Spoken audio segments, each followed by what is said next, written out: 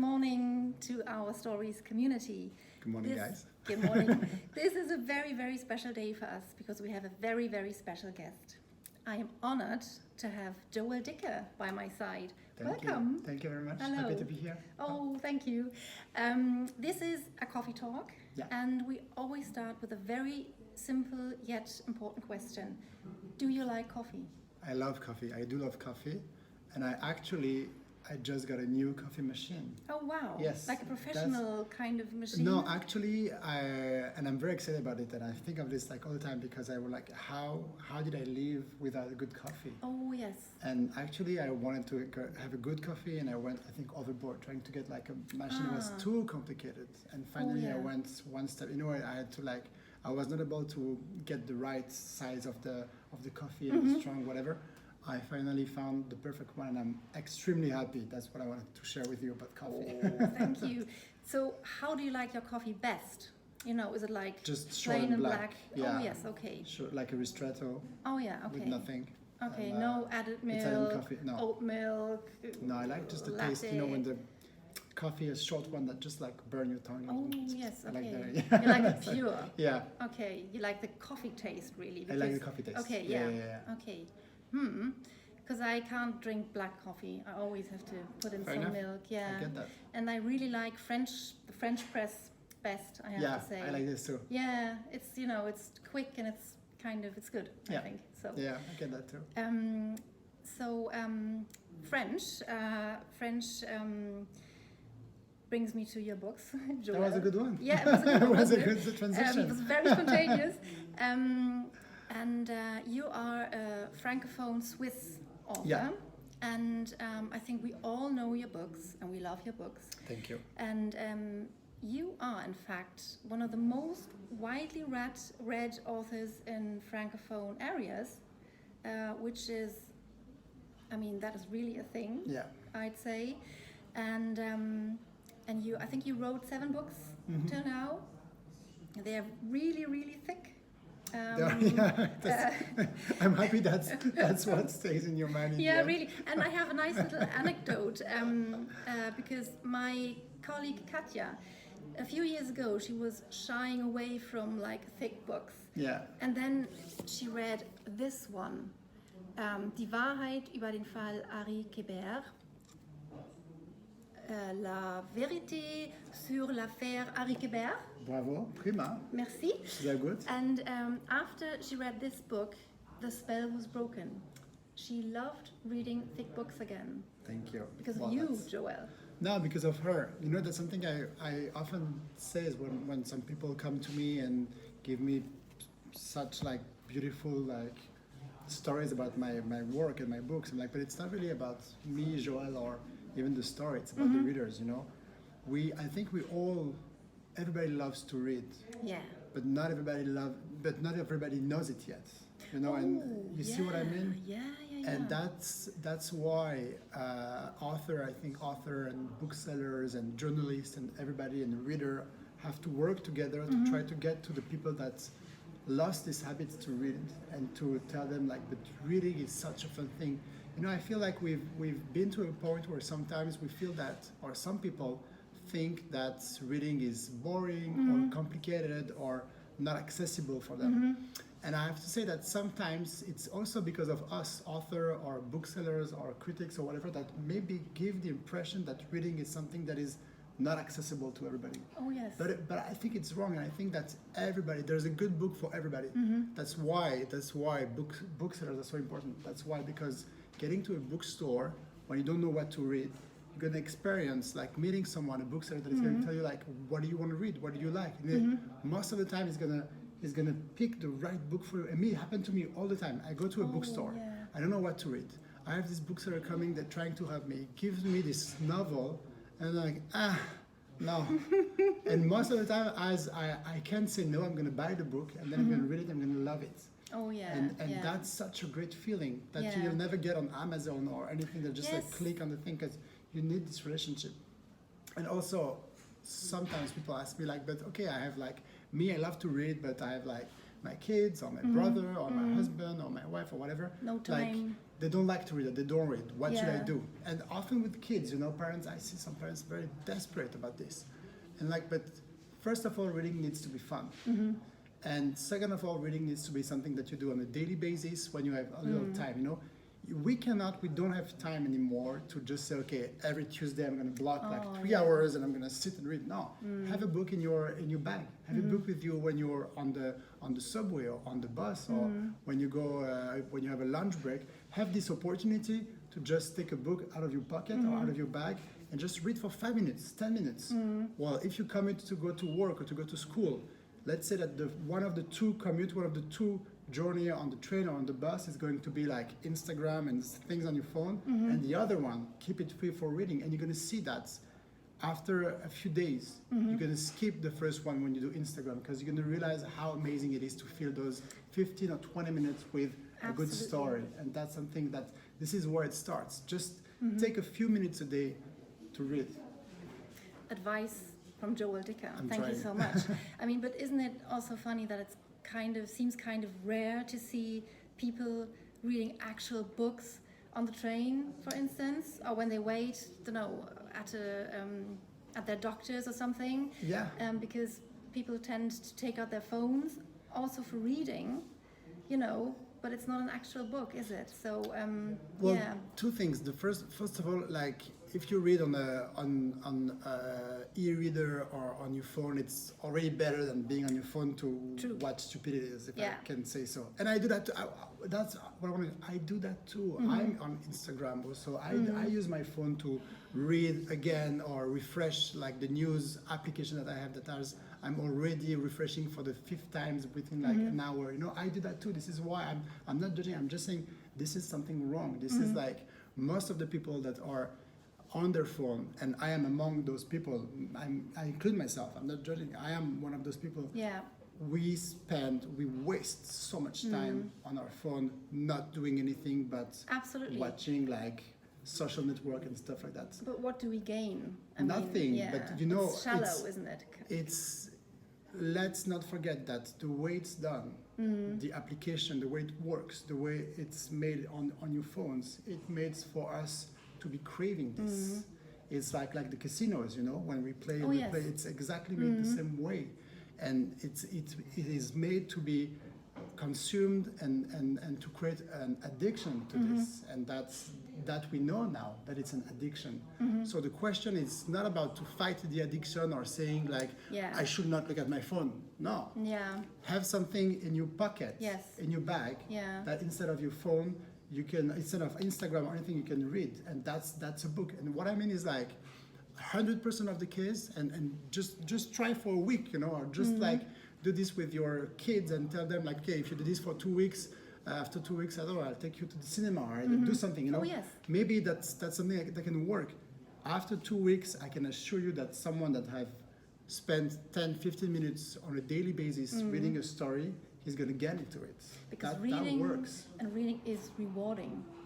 Reading is super rewarding. Yes. That's the big thing. There's this book that exists in German actually.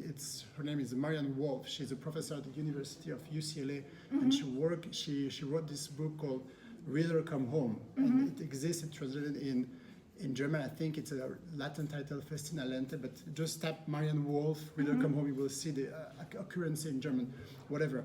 She explains that watching our phones is not rewarding at all. It's just like we're pathetically trying to get an activity from our brain, but our brain actually don't function because it's passive. Yeah. As opposed to reading a story. This is why it's so everybody loves to read. Why? Because it does something in your brain that is so rewarding. You're creating a story, If now I'm telling you,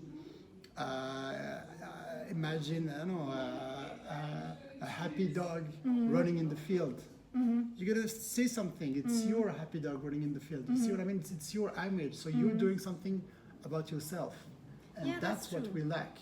And just try it. Just try this challenge for a week, or let's say 2 weeks. Let's say 10 days. Let's get over the weekends. Just do it. Just see how amazing it is, because it works. That's the thing. 15 minutes a day. You're going to get into it. And you know what will happen after those 2 weeks? You're going to go back from work or from school, And instead of watching TV or instead of going on a social network again, you're going to say, oh, I want to continue my story. I want to keep reading. Absolutely. And that's the beauty of it. And we have it here. It's something, it's free, because if you can afford to go often in a bookstore, you can go to a library, you can borrow books, or anyone will lend you books. No one will ever say, like, if you go to anyone and say, oh, do you have a good book to lend me? Everybody will, of course, will be happy to lend books. So that's a free thing that is so important. So after the reading challenge, we can reward ourselves with a nice book. Yes. For instance, this one, or Joël, the sequel to Harry Quebert. So let's talk Harry Quebert for a short while here, because you are an author. You not only read books, but you write books. And this was a huge success. It won several literary prizes. I think it was published in 42 countries. Yeah, and sold into 32 languages or something. Yeah. Am I right? So this is really amazing. And there's a sequel now. Yes. After 10 years. After 10 years. So what took you so long, Joël? To write the sequel. Yeah. Well, the thing is, when I wrote Die Wahrheit über den Fall Harry Quebert, I was not published at all, not successful, and I had written books before that were not published. So when I wrote this thick novel you mentioned before, I was like, it probably won't be published or it won't be read by anyone. And so my plan was to do a trilogy, not for any other reason, that I was just like, it was a challenge, I wanted to challenge myself. And I finished this book, and I wanted to start with like book 2, but then a publisher loved it. It got published, got this success, was amazing but unexpected. Yeah. And after that, I was like, okay, I need to take time before I go on with book 2. I need to, because I don't want to do a book 2 because people would think that it's because of the success and blah, blah, blah, etc. So I had to wait a little time, which was almost 10 years, to write this book 2. In the meantime, I had written book 3, which is called The Book of the Baltimores. Yes. That already exists, but it's kind of a different story. But actually, I wrote this book 3. I never told this to anyone till the book 2 was released. But the book 3, I always wrote this book 3 thinking there's going to be a book 2. So I left some room in between the two stories. Okay, And I see. I know it can sound very complicated when I'm telling you this, guys, but it's not. So actually, there's 3 books that can be read like independently. You can start with 1 or 2 or 3 or 3 to 1, whatever. If you want to read it chronologically, in the sense where like the chronology of the story, first is Harry Quebert, second one is the Affaire Alaska Sanders, and the last one is the Books of the Baltimores. Ah, okay. So would you say when you wrote Harry Quebert, you had the follow-up already in mind? No. Okay. I just wanted to keep, because Harry Quebert is a story. It's mainly those 3 books. They're about an author. His name is Marcus Goldman. He's a young author. He's a successful author, and that's a bit of his life. So we follow his life before success, in the middle of success, and after success. So that's what those 3 books are about.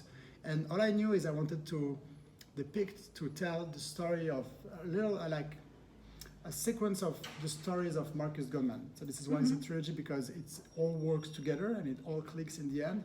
But you can tell those different parts independently. Okay, wow. Very fascinating, I have to say. Thank you. Wow. I hope I didn't lost you on those, like the first 2, 3, 2, 1, but it's very easy. But could Just you start with the first one and then follow the others. Because our customers are going to ask us, and I know that, can one read your books independently? Yes, absolutely. Yeah. And I've witnessed that. Like I have people like coming with book number 3 and say, oh, I didn't know like there's other books, and they read and it works. Or people that discover me with the number 2 just right now, I say, oh wow, there's one before one, amazing, and it works. It's made to be read this way. Okay. Yeah. So I had this question prepared.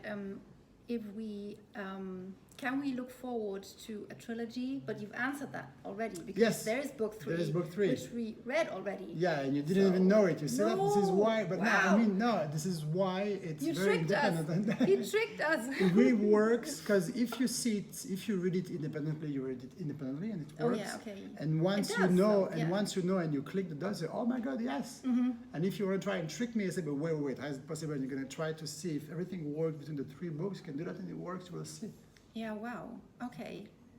I like that. Thank you. Yeah, I like that Thank you. idea. Really. Well, yeah, because a trilogy, otherwise, like, it's it's horrible for people. It's okay, you have to read like 2 books. Yeah, I want to read this one. Oh yeah, but it's book 3. You have to read 2 other Yeah, books, 2 other yeah. very thick books before, with only 10 minutes a day reading. No, Yeah. it's unfair.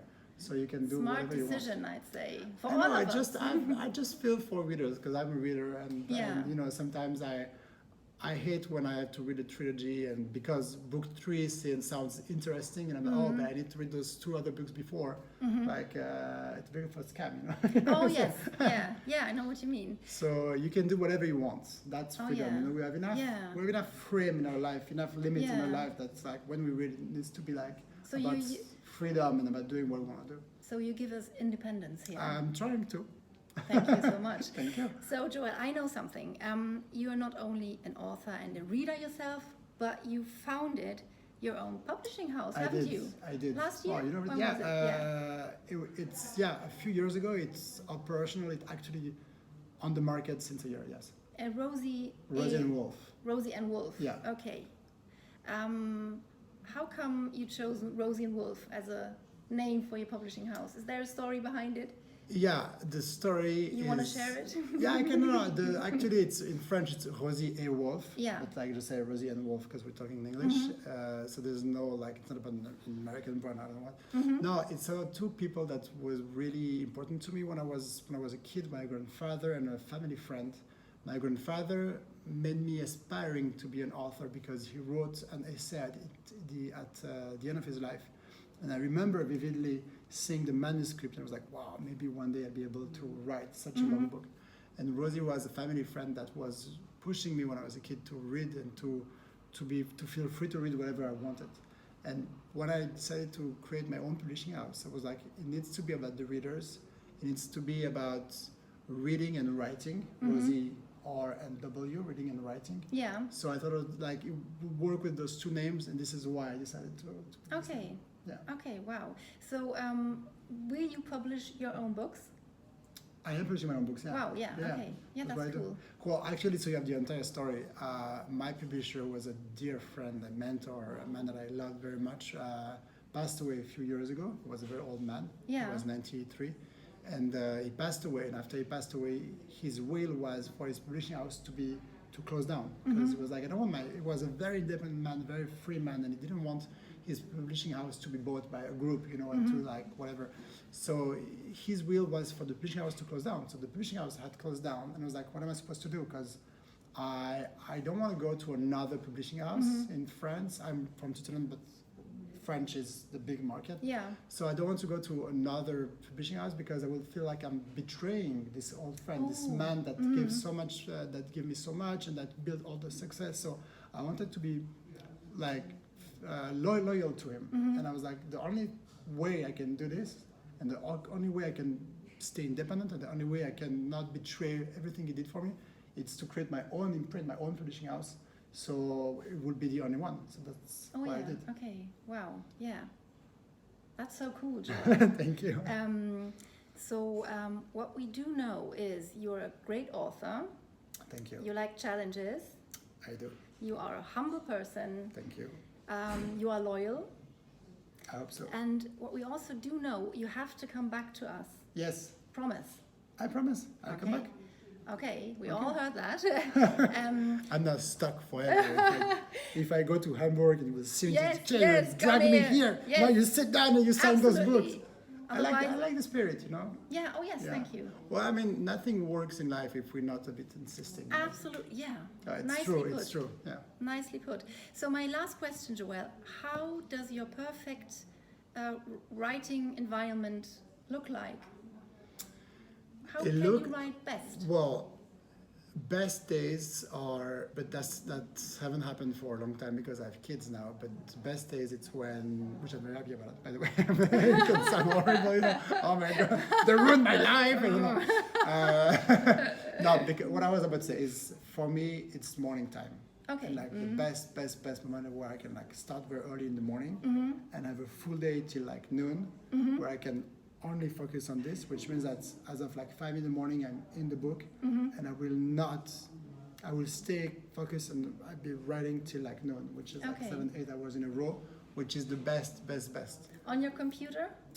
Mostly, yeah, it depends. Computer or by the hand also. Oh, really? Yeah, a bit of two. Oh, I love that. It depends on the stage of the book, because sometimes in the beginning it's easier for me to write with the hands because it's the ideas. I know it works better, but once I'm really in the story, the fact that it's like on the computer, it's easier to move like part of the stories and to see it better. So that's like a good tool. Like on this, the informatic is a good. The laptop is a good tool. So and I guess with loads of black coffee. Yeah, absolutely. It's a good companion. Yeah, always a good companion. So here's my last question, promise. Do you have a reading recommendation for us? Yeah, many. Well, can you pick like one or two? Yeah. Maybe? Well, first of all, I'd like to remind us that sometimes, you know, when I'm asked for a recommendation, and like I would like to sound very intelligent and very serious, and like I should like mention like some classical or whatever. But actually, the books that sometimes are the best, especially to get back to reading, are kids' books. Oh yeah. I think, or Roald Dahl's books. Like if you think like of his work, you can be sure that if you read one of his books on a rainy Sunday afternoon where you're a bit like depressed or I don't know what, you don't know what to do, and you get into his story, it's short, it's efficient, and it's enlightening. And also for me, kids' stories, like if you read the same story to your kids and there's your parents and many generations around, I can assure you that everybody will stop and listen to the story and get into the story. So I love kids' books sometimes, and I love to recommend it, to remind that, as I was telling before, reading starts with fun. Yeah. Then you can upgrade, then you can try, and then you can do whatever. But reading starts with fun. It's like if you haven't read for a long time, it's like if you go back to the gym, you know? You're not going to start with like 3 hours of lifting like crazy things or running a marathon. You're going to start slowly and you get into it. So let's indulge ourselves, you know, and let's like do stuff that are fun and meaningful for us. Another book, there's so many books that I could like mention, but I'd like to have a title that exists in German, and I would like to share my last experience with a bookseller. Yeah. It was a few years ago. I was living in a holidays, and I went to a bookstore, and I was looking for a book, not sure what I wanted, and asked for a recommendation, and the bookseller comes to me and says, "Oh, you have to read this," and it's a book called 1793. Oh yes. Nicholas Ortnadag. Oh yes. Yeah. It's a crime novel. It's a crime novel. It became a trilogy. Yeah, true. And it's and I look at it and I see the title. I'm like, oh, okay, 4 numbers on the title. So I think the first one is 1792. I think. Yeah, if I'm not mistaken. But 1792. Start with the first one. Nicholas Ortnadag. A Swedish guy, fantastic guy. But I see the cover. I'm like, oh no. I see the title. Like, what are the 4 numbers? No. I look at the back cover, I'm like, not my turf. And the guy's like, read this book, you love it. And I'm not into it at all at any point, but I'm like, I can't say no. So again, you know, so I buy the book. That's very nice of you to not say no. I was like, amazing book. Extraordinary story. Okay. I haven't read it. Amazing. It's worthwhile. It's, for me, it reminded me, but even in a superior way, Das Parfum, Susskind, Patrick Susskind. Oh, wow, okay. In the way where the way he writes, the way it's fantastic. It happened in Stockholm in the end of the 18th century, and it's kind of an investigation of 2 people. There's a body, they found a body, and 2 people who investigate. But actually, it's the investigation.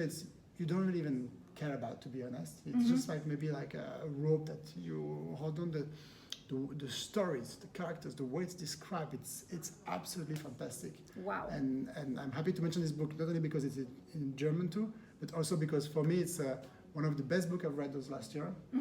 In terms of writing, in terms of all the emotions, and also, you know, there's the way he describes stuff, it's fantastic. And also because it's what a booksellers are made for. They're made to make you go out of your comfort zone, you know, like think out of the box. Absolutely. And they're going to push you to read. Otherwise, I would have never read this book. I would have go completely around for no reason because I don't know the title or the cover, whatever. And voilà, that's a great book. Wow. That I can recommend you for this summer. Thank you. Thank you very much. So, Joël, should you ever run out of a job, you know where you can come knocking. Okay, I come work with you. For work, Fair yeah, enough. really. With pleasure.